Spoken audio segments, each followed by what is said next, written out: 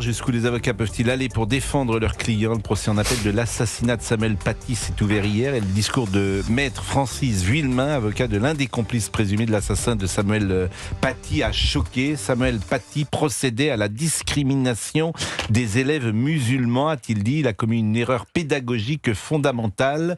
Le professeur d'histoire-géographie a été décapité, je le rappelle, par un terroriste islamiste. C'était le 16 octobre 2020. Il a été tué parce qu'il était enseignant, parce qu'il défendait la liberté d'expression, parce qu'il a montré des caricatures. 4 complices présumés de l'assassin ont été condamnés en première instance à des peines de 13 à 16 ans. Maître Vuillemin est l'avocat du prédicateur islamiste Abdelrakim Sefrioui. Il avait défendu Maurice Papon. Oui, exactement. Je ne sais pas si je le dis bien, Sefrioui. Il est accusé d'avoir participé à la campagne de haine qui a conduit à l'assassinat du professeur. Je vous propose d'écouter Francis Vuillemin hier. La décapitation de Samuel Paty, elle est tellement horrible qu'elle écrase tout le dossier, qu'il y a un tabou. Nous n'avons pas le droit de le dire, qu'il procédait à la discrimination des élèves musulmans.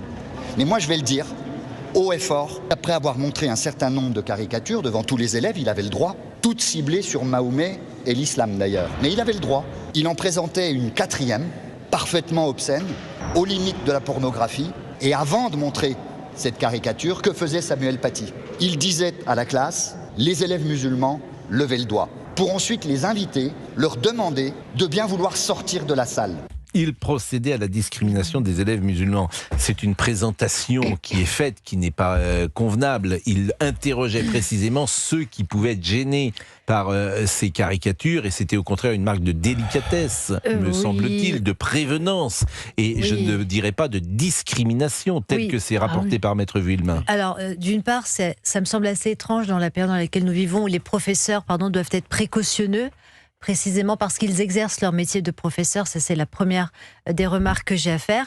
La seconde, au regard des propos exprimés par Maître Vuillemin, c'est juste une abjection compte tenu des éléments qui sont rendus publics.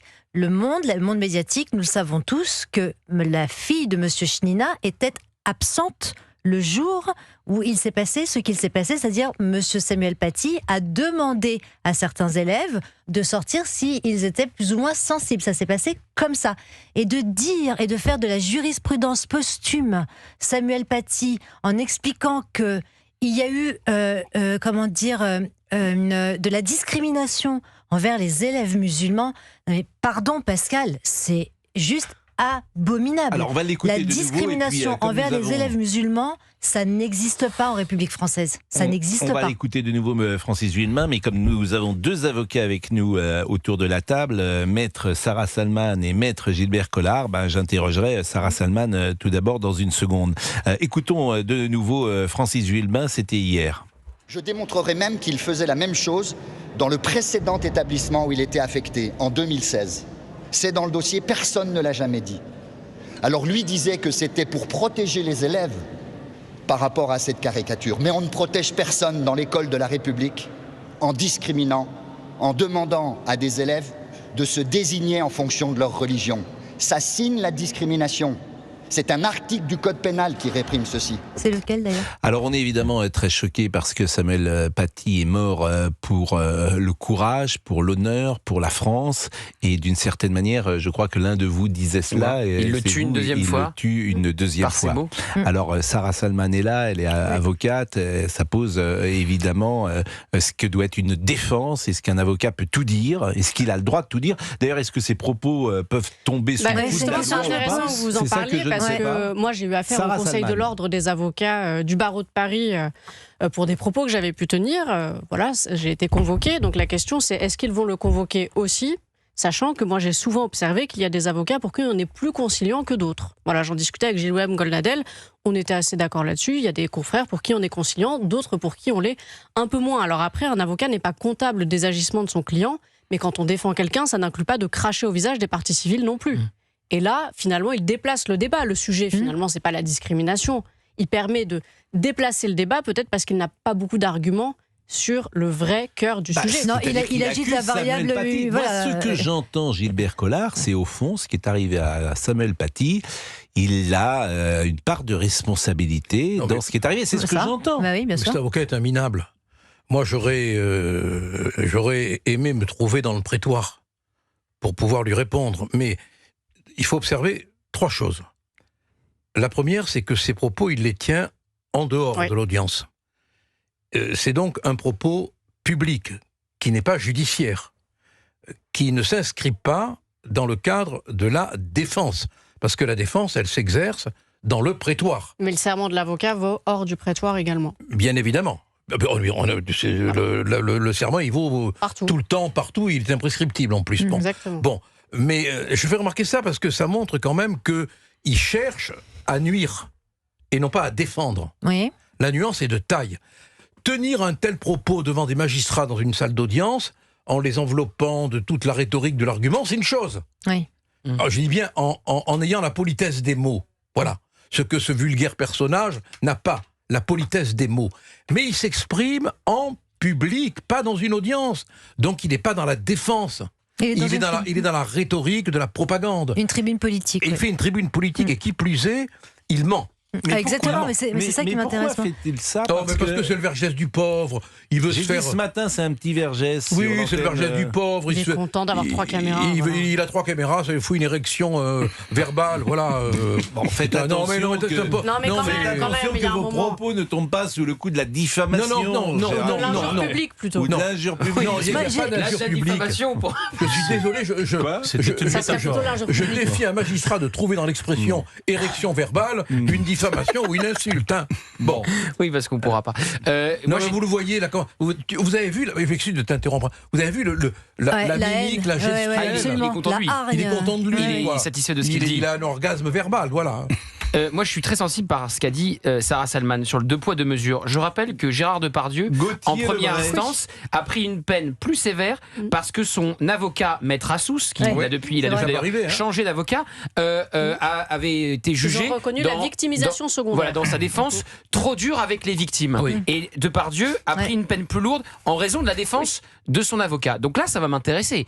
Est-ce que le client qui a quand même participé à une cabale contre Samuel Paty, qui a mené juste à la décapitation de celui-ci, va prendre une peine plus sévère en raison de la position de défense de son avocat. Oui. Et parce que c'est déjà donc arrivé. Il y a eu des tribunes de confrères pour dénoncer cela. Là, j'ai pas vu. Non. Alors ça fait 24 heures. On va voir. Je vais vous dire que ça avait été très réactif pour Gérard Depardieu. Mais il ne faut jamais désespérer de rien. Mais qui vous dit que ce courageux des micros va tenir le même ton de propos devant le tribunal? Moi, je vous parie que lorsqu'il sera devant les juges, il aura une tonalité bien différente. Et Richard Millet, on va attendre les chroniques judiciaires, mais il changera de ton, à mon avis. Richard Millet, qui ne sait pas il me semble qu'on oublie un peu la teneur politique de cette affaire, c'est-à-dire qu'il s'agit d'une décapitation islamique, c'est-à-dire un acte de terrorisme commise par un Tchétchène. Je rappelle que c'est un Tchétchène qui a poignardé Dominique Bernard, et je rappelle que c'est 2 Tchétchènes qui ont commis l'attentat de Boston aux États-Unis. Voilà, c'est très important. Comment il y a une forme de perversité même à détourner le sens des mots qu'a voulu donner Samuel Paty, qui, je vous le rappelle, est un héros. Moi, j'ai rarement vu un avocat, même Vergès. Oui, mais Vergès c'était très correct. Pas du même niveau. Voilà, même Vergès. C'est ce que je voulais dire, parce que moi, j'ai bien connu Vergès. Oui. Je l'ai même bien fréquenté. C'était un type d'une immense culture. Il avait ce que nous appelons, nous, la politesse des mots. C'est-à-dire qu'il pouvait dire des choses très dures, mais elles étaient dites avec une telle finesse de langage qu'il n'y avait pas cette espèce de vulgarité haineuse qu'on entend là, quoi. Voilà.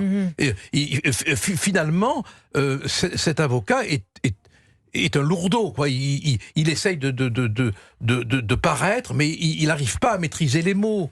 Bon, et je suis sûr que s'il y a un salaud au sens sartrien du terme, je le dis tout de suite, qui devrait lever le doigt, c'est lui. On peut dire quelque chose, Maître Collard, que ce procès, en tout cas l'intervention de Maître Villemain, c'est quand même, le triomphe de l'islamisme dans notre société.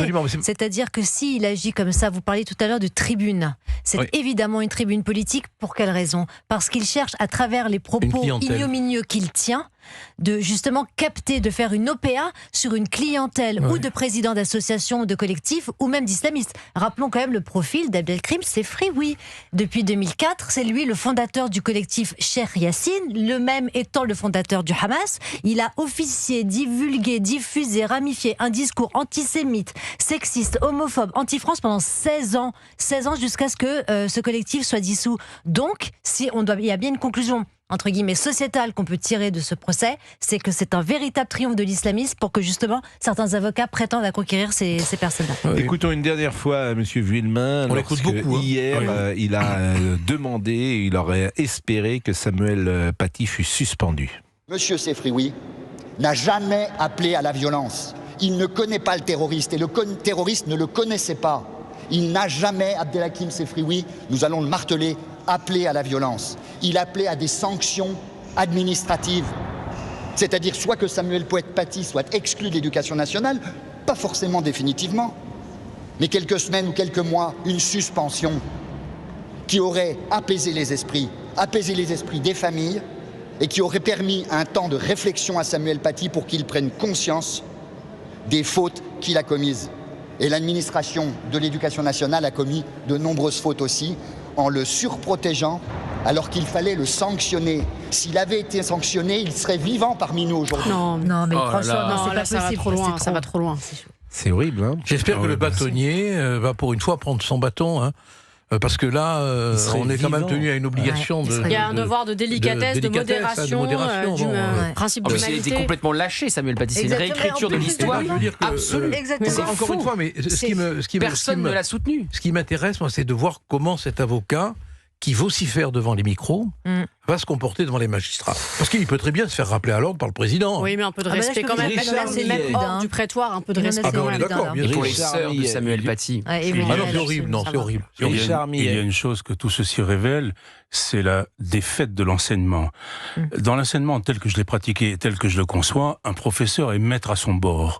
Et on doit lui faire confiance. Si Samuel Paty a montré ses caricatures, ce n'était pas pour discriminer des élèves, c'était pour expliquer les choses.